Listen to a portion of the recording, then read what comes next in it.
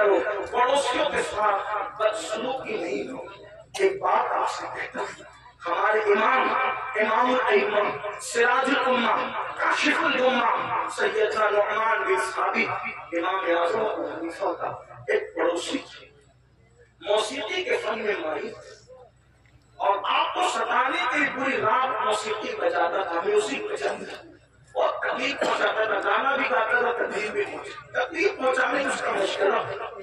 ایک بات یہ بھی یاد رکھنا، اگر کوئی پڑوسی آپ کو ستائے آپ صبر کریں، کیونکہ پڑوسی کا حق ہے، آپ صبر کریں، آپ اس پہ ظلم نہ کریں۔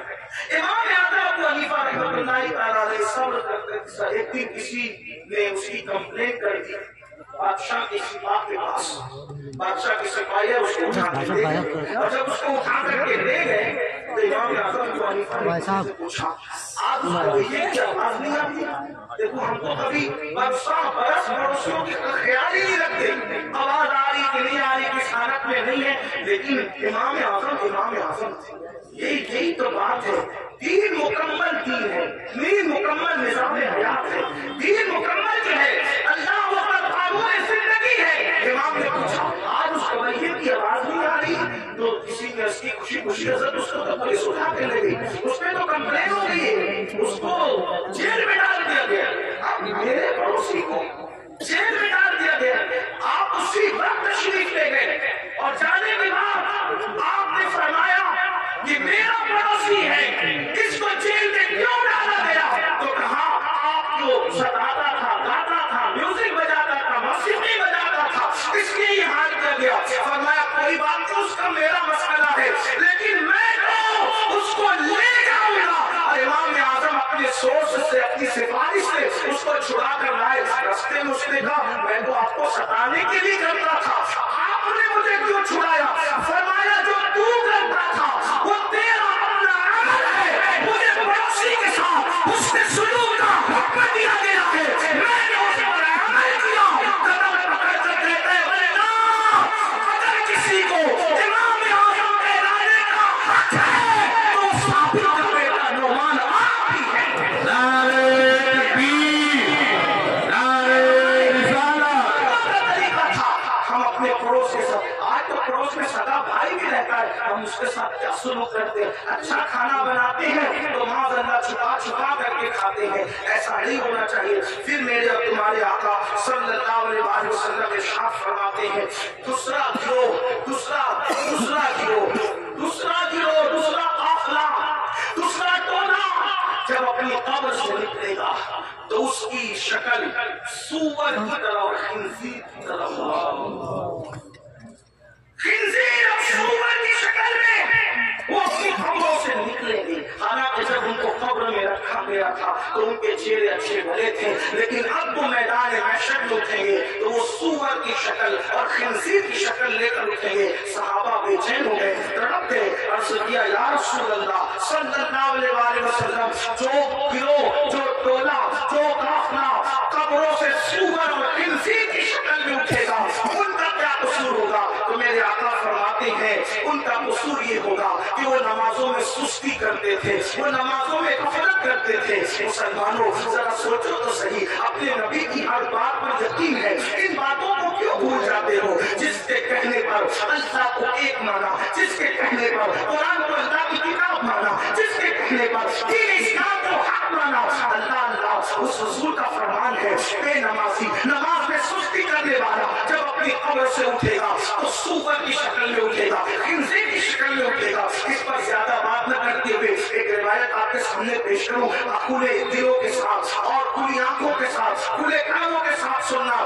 اپنے آپ پہ رحم کر لو، اپنے آپ پہ رحم کر لو، اللہ کے بندو آخرت کی گھاٹی بڑی مشکل ترین گھاٹی ہے، ہم نے اس کو جتنا آسان سمجھا اتنا آسان نہیں ہے۔ میرے امام کہتے ہیں اللہ اکبر بات وہ کچھ تھا لیے کچھ زار ہم یا الہی کیوں کہ اترے پار ہم اب جو ستاری کا یا رب واسطہ ہو نہ رسوا پر سرے بازار ہم۔ اللہ ہمیں فیس بک کے لیے تو وقت ہے، یوٹیوب پر بیٹھنے کے لیے تو وقت ہے، دوستوں کی محفلوں کے لیے تو وقت ہے، بیوی بچوں کے لیے تو وقت ہے، سب کے لیے وقت ہے، رب کے لیے وقت نہیں۔ سن لو से सुन लो। अल्लाह अल्लाह।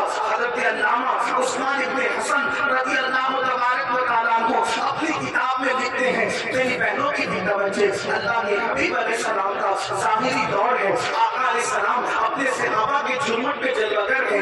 ऐसे में एक नौजवान रोते हुए आता है और अर्ज करता है, या रसूल अल्लाह सल्लल्लाहु अलैहि वसल्लम, मेरे अबू का इंतकाल हो गया, मेरे बाप का इंतकाल हो गया। आका मेरा बाप मर चुका है, उसका इंतकाल हो चुका है, हम देहात के लोग हैं, देहात में रहने वाले हैं। आका न उसको कोई गुस्ल देने वाला है, न उसको कोई कफन पहनाने वाला है। या रसूल अल्लाह सल्लल्लाहु अलैहि वसल्लम, इसलिए मैं रो रहा हूँ। मेरे आका ने फरमाया, ए अबू बकर उठो, ए उमर उठो और दोनों जाओ और जाकर इसके देहात में पहुंचो, इसके गांव में पहुंचो, उसको गुस्ल भी दो, उसको कफन भी पहनाओ। अल्लाहु अकबर। सर जब सिद्दीक़ अकबर, फारूक आज़म, मेरे आका के दोनों यार शैख़ैन करीमैन उठे और देहात में पहुंचे, तो जैसे मैयत के करीब गए गुस्ल देने के लिए चेहरे से चादर हटाई, चेहरे से चादर हटाई तो क्या देखा कि उसका मुंह, मैयत का मुंह काले सूअर की तरह हो गया, काले खंजीर की तरह हो गया।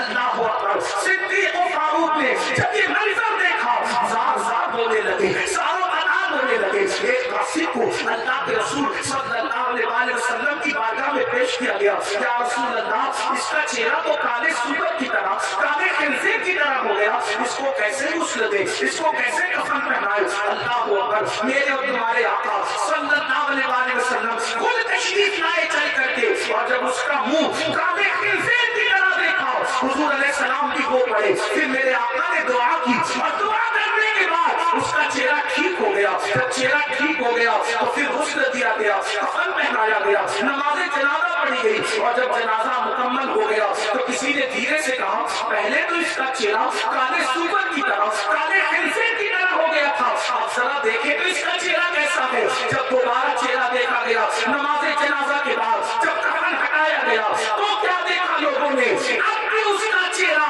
काले सूअर की तरह, काले खंजीर की तरह था।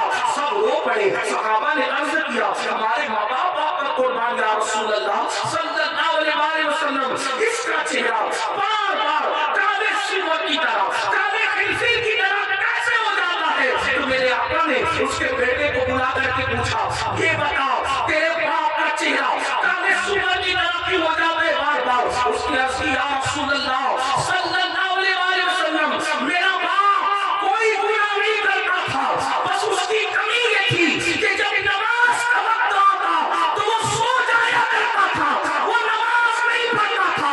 तब मेरे आका ने इरशाद फरमाया, लोगों ध्यान से सुनो, जो नमाज में सुस्ती करेगा वो अपनी कब्र से इस हालत में उठेगा कि उसका मुंह काले सूअर की तरह होगा, काले खंजीर की तरह होगा। बताओ, चेहरे पर खुलसी आ जाए कितना बेचैन हो जाते हो, किसी के चेहरे पे सफेद दाग आ जाए कितना बेचैन हो जाता है। लोग मुंह पे रुमाल रखते फिरते हैं, अगर उसको फालिज हो जाए, मेरा टेढ़ा मुंह लेकर मैं कैसे जाऊं, सफेद दाग लेकर कैसे जाऊं, खुलसी लेकर कैसे जाऊं। अपने जैसे इंसानों के सामने जब ये ऐब लेकर नहीं जाते, जिसको डॉक्टर दुरुस्त कर सकता है वो ऐब लेकर नहीं जाते। अल्लाह न करे नमाज छोड़ने की वजह से मुंह काले सूअर की तरह होगा, तो अल्लाह की बारगाह में क्या मुंह लेकर जाओगे, किस तरह मुंह लेकर जाओगे। और सुन लो, दुनिया में इम्तिहान में अगर नाकाम हो गए तो फिर कामयाबी के चांसेस है, मगर आखिरत के इम्तिहान में अगर नाकाम हुए फिर कामयाबी का कोई चांस नहीं है। पहली और आखिरी मर्तबा मौका मिलेगा, क्या तैयारी की उसके लिए? नहीं, हमें टाइम निकालना होगा। बड़ी माजरत के साथ एक बात और आपसे कहूं, आज मेरी कौम के दिमाग में एक खत है, नहीं, हम तो गौस पाक के मानने वाले, हम तो गरीब निवास के मानने वाले, हम तो आला हज़रत के मानने वाले, हम तो शाह बरकतुल्लाह के मानने वाले। तो हमें क्या होगा? हमने तो ज़िना करके भी जन्नत ही मिली, हमने तो नमाज छोड़ के भी जन्नत ही मिली, हमने तो पूरी जिंदगी कुरान को हाथ नहीं लगाया। तो क्योंकि मानने वाले जितने बड़ों के मानने वाले, उनकी बड़ाई में मुझे कोई शक नहीं। लेकिन एक बात जरूर कहता हूं, जब नूह अलैहिस्सलाम का बेटा जहन्नम में जा सकता है, सुल्बी बेटा, और कुरान फिर उसका नसब भी काट करके ऐलान करता है, जब ये आपकी औलाद से न रहा। तो जब सगे बेटे का नसब कट सकता है تو پھر نام لیواؤں کا رشتہ نسبتیں کیوں نہیں کر سکتی؟ وہ شخص کیسے ہو سکتا ہے جو نمازی تھی؟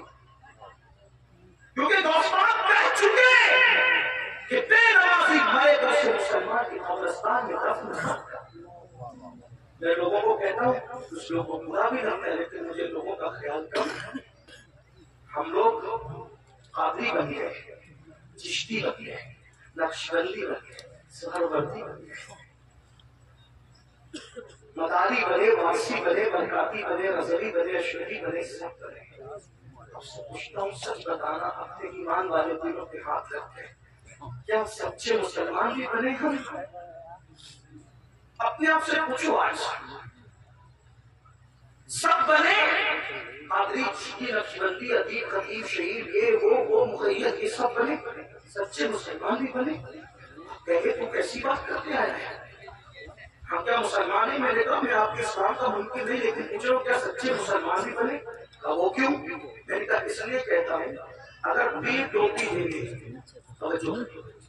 ٹوپی دیں گے، اتنا سنبھال کے رکھتے ہو، میرے پیر کی ٹوپی، میرے پیر کا ماما، میرے پیر کا کرتا، میرے پیر کا جوتا، کیوں؟ اس نے دیا، پیر نے تحفے میں دیا، اور پیار اس سے کتنا ہے کہ قبر میں بھی لے جاؤں گا۔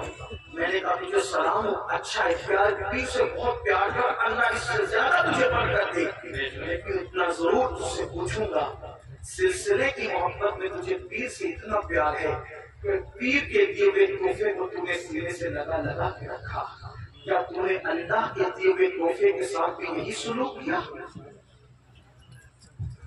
جو قدر تجھے پیر کے تحفے کا ہے، جو قدر تجھے استاد کے تحفے کا ہے، کیا اللہ کے تحفے کے ساتھ بھی تم نے ایسے ہی سلوک کیا؟ وہی قدر کی، وہی عزت کی، وہی سینے سے لگا کے رکھا؟ اللہ کا تحفہ کیا ہے؟ اس کو نماز کہتے ہیں، دیا اللہ نے، اور کن ہاتھوں سے بھیجا؟ کن ہاتھوں سے بھیجا؟ سید المعصومین محمد رسول اللہ کے ہاتھوں سے بھیجا۔ جس قوم کو پیر کے تحفے کی قدر ہو اور اللہ کے تحفے کی بے قدر نہ ہو، تو پھر وہ قوم سچی مومن کیسے ہو سکتی؟ کامل مومن کیسے ہو سکتی ہے؟ غور کیجیے، دھیان دیجیے اور سن لو، کسی اور کی نگاہ میں مسلمان بننے والا جنت میں نہیں جائے گا، جنت میں اسے لے جانا ہے جو خدا و رسول کی نظر میں مسلمان ہے۔ آپ کے بارے میں جو بھی تلاش لو، ان اللہ جو مومن ہے، ان رسول جو مومن ہے، جنت اسی کے لیے ہے۔ اس خوش فہمی میں مت رہنا کسی سنی کہلا کر کے جنت میں جائے گی، سنی کہلانا اور ہے، سنی بن جانا اور ہے۔ صرف سنی کہلانے والوں کو جنت نہیں ملے گی، سنی بن جانے والوں کو جنت ملے گی۔ اور یاد رکھنا، اللہ ہمارے بزرگوں نے تو نوافل بھی ترک نہیں کیا، سنت غیر معتدہ بھی ترک نہیں کیا، اور ہم فرائض چھوڑ بیٹھے ہیں۔ اللہ اکبر۔ آپ کو بتاؤ، آقا علیہ السلام نے اپنے خاندان کے لوگوں کو، دیکھو خاندان رسول، خاندان رسول ہے، کوئی خاندان بحثیت خاندان رسول اللہ کے خاندان کے برابر نہیں ہو سکتا۔ حضور سید اشرفی میاں رحمۃ اللہ تعالیٰ علیہ اکثر ایک شعر کہا کرتے تھے، کہتے تھے کوئی ہو متقی و عالم و زاہد زمانے میں، مگر آل محمد کے برابر ہو نہیں سکتا۔ آپ فرمایا کرتے ہیں، توجہ فرمائیں، خاندان نبوت، خاندان نبوت ہے، اور امام اہل سنت نبی کے خاندان کے بارے میں کہتے ہیں، آپ تطہیر سے جس میں پودے جمے، اس ریاضے میں جا کر کے لاکھ و سلام پورے خیر و رسول سے ہے، جن کا خمیر ان کی بے لوث قیمت پہ لاکھ و سلام، رسول اللہ کے خون سے جن کا خمیر بنا ہے، آپ تطہیر سے جس میں پودے جمے، وہ نبی کا خاندان۔ توجہ کریں، اس خاندان رسالت کو، رسالت ماں نے فرمایا، اے بنو ہاشم، عمل کرنا، عمل۔ توجہ کریں، اللہ کے رسول اپنے خاندان کے لوگوں کو کہے عمل کرنا، عمل۔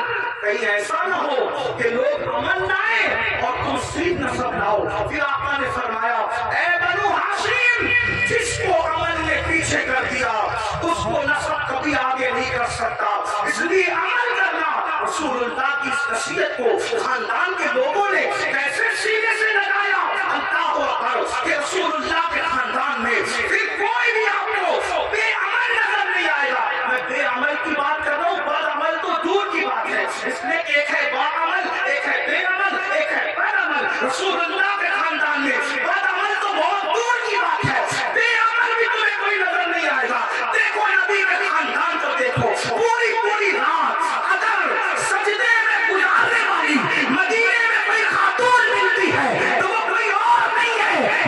نبی کی شہزادی سیدہ مخدومہ فاطمہ الزہرا کی ذات ہے، اور جب رات پوری ہوتی ہے تو نماز مکمل کر کے حسرت کے ساتھ سر کو سجدے سے اٹھا کے کہتی ہے اے اللہ تو نے رات اتنی چھوٹی بنایا کہ تیرے محبوب کی بیٹی فاطمہ دل کوئی کے سجدہ بھی نہ کر سکی، اللہ اکبر۔ اس کے بعد دیکھیں گھوڑے کی ایک زین پر ایک قدم رکھ کر دوسرے زین پر قدم رکھنے سے پہلے جو پورا قرآن مکمل کرتا ہے وہ کوئی اور نہیں ہے، وہ میرے نبی کے خاندان کا فرد، رسول اللہ کا بھائی حمزہ داماد پیغمبر خاتم ولایت فاتح خیبر ابو الحسنین مولا کائنات سیدنا علی کے مرتضیٰ کی ذات۔ اسی نے قرآن پڑھا، بابا قرآن پڑھتے ہیں گھوڑے کی زین پر ایک قدم رکھ کر دوسرا قدم رکھنے سے پہلے، اور شہزادوں کی کیا شان ہے، سر کٹنے کے بعد جو نیزے پہ قرآن پڑھتے ہیں وہ کسی اور خاندان کا فرد نہیں، وہ میرے نبی کا نواسا سیدنا امام حسین کی ذات ہے، امام علی مقام کی ذات ہے۔ محراب میں، منبر پہ، مسجدوں میں آپ نے ہر خاندان والے سے قرآن سنا، لیکن جس نے قرآن پڑھا وہ صرف میرے نبی کا خاندان۔ 40 سال تک عشاء وضو سے فجر کی نماز جہاں ہو رہی ہے وہ کوئی اور نہیں، وہ میرے نبی کے خاندان کا شہزادہ جسے دنیا سرکار غوث اعظم کے نام سے 70 سال تک کبھی نہ سو کر رات و دن جاگ کر عبادت کرنے والا، 90 رات و کلام پڑھانے والا، وہ کسی اور خاندان میں نہیں ملے گا، وہ میرے نبی کے خاندان میں ہے، جس کو معین الدین اجمیری غریب نواز کہا جاتا ہے۔ جب ذکر کرتے ہیں تو آپ اتنی کثرت سے کرتے ہیں کہ آپ کے ذکر کو سن کر پرندے بھی ذاکر ہو جاتے ہیں، ایسا ذاکر آپ کو کسی اور خاندان میں نہیں ملے گا، وہ میرے نبی کا شہزادہ حضرت شاہ برکت اللہ عشقی بیوی ماہری رحمت اللہ علیہ کی ذات ہے، جس کے ذکر نے پرندوں کو ذاکر بنا دیا۔ یہ خاندان نبوت کا عمل ہے۔ امام زین العابدین کا نام زین العابدین نہیں ہے بلکہ ان کا نام ہے علی ابن حسین۔ زین العابدین ان کا لقب ہے، لقب۔ اور زین العابدین کیوں کہتے ہیں؟ کیونکہ روزانہ تقریباً 300 رکعت اور کبھی 700 رکعت نفل نماز پڑھتے ہیں۔ لوگوں نے کہا یہ عابد نہیں ہے بلکہ یہ زین العابدین ہے۔ عابدوں کثرت سجدہ کی وجہ سے آپ کی پیشانی پر سجدے کا نشان پڑتا ہے۔ ایک تو یہ کہ جو لوگ غلط سجدہ کرتے ہیں ان کی پیشانی پہ نشان آتا ہے، اور ایک تو یہ جو کثرت سے سجدہ کرتے ہیں ان کی پیشانی پر بھی نشان آ جاتا ہے۔ لیکن کتنی 300 رکعت کے بعد، 700 رکعت کے بعد، اور میں جہاں سے پڑھوں اس کو میرے امام اہل سنت نے لکھا کہ آپ کی پیشانی پر نشان سجدہ کثرت سجدے کی وجہ سے۔ آپ بتائیں آپ رسول اللہ صلی اللہ علیہ وسلم کے خاندان والوں کا یہ عمل دیکھیں، امام جعفر صادق کو دیکھیں روزانہ پوری رات عبادت میں گزرتے، امام محمد باقر کو دیکھیں، امام موسیٰ کاظم کو دیکھیں، جس کو دیکھیں۔ اور ہمارا حال یہ ہم کہتے ہیں تو نام لے ہوئے، میں نے کہا وہ خاندان کے لوگ تھے، بلکہ بات آئی، بات از کروں شاید حدیث پوری نہ پڑھ سکوں کیونکہ وقت زیادہ ہوا، ایک بات پڑھتا ہوں شاید آپ کے دل کے نیچے اللہ بولتے ہیں۔ مغفرت کے بارے میں ہم بہت بے حس ہیں، بخش جائیں گے مولانا، بخش اللہ کریم ہے، بخش اللہ کریم ہے، بخش بے شک اللہ کریم ہے۔ علامہ نقی علی خان امام المتکلمین لکھتے ہیں اپنی کتاب میں اللہ کو کریم جان کر گناہ پہ گناہ کر رہا ہے نا کہ اللہ کریم ہے بخش دے گا۔ فرماتے اللہ کو کریم جان کر گناہ کرنے والے اللہ کو قادر جان کر وہ زہر کیوں نہیں کھاتا؟ جب وہ کریم ہے گناہوں پہ بخش دے گا تو قادر بھی تو ہے، زہر کھانے پہ زندگی بھی دے سکتا ہے، لیکن اللہ کو قادر جان کر تو نے کبھی زہر نہیں کھایا اور اللہ کو کریم جان کر گناہ کر رہا ہے۔ اللہ کو کریم جاننے کا یہ مطلب نہیں کہ گناہ کر کے سوچے کہ اللہ بخش دے گا۔ اللہ کو کریم جاننے کا مطلب یہ کہ نیکی کر کے بھی رو اللہ میری نیکیاں اس قابل نہیں کہ تیری بارگاہ میں قبول اور اپنے کرم سے قبول فرما۔ اللہ گناہ کو گناہ اگر نیکی کا سوال کر لے تو اپنے اللہ کو نیکی کا کا جواب نہیں دے سکتے، تو اتنے چین سے بیٹھے نا میرے بھائی، جب جس دن احساس ہوگا کہ مغفرت کس چیز کا نام ہے تو آپ کو بولتا چلے گا۔ حضرت سیدنا امام جعفر صادق کا ذکر ہے۔ امام جعفر صادق کو لوگ اتنا ہی جانتے ہیں کہ ان کی کنبے کی ریاست، بس اتنا ہی جانتے ہیں، لیکن جانتے ہیں کہ امام جعفر صادق غوث اعظم سے پہلے اپنے دور کے غوث اعظم ہیں۔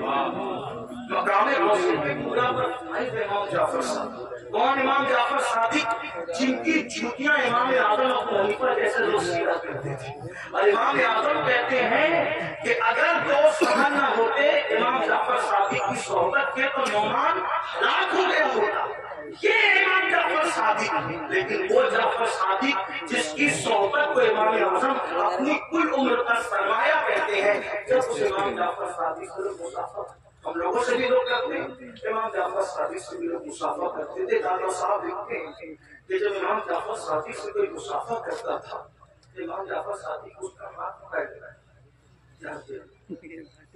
توجہ کریں، غور سے سننا اور پھر سوچنا اس پر کہ ہم بنائیں۔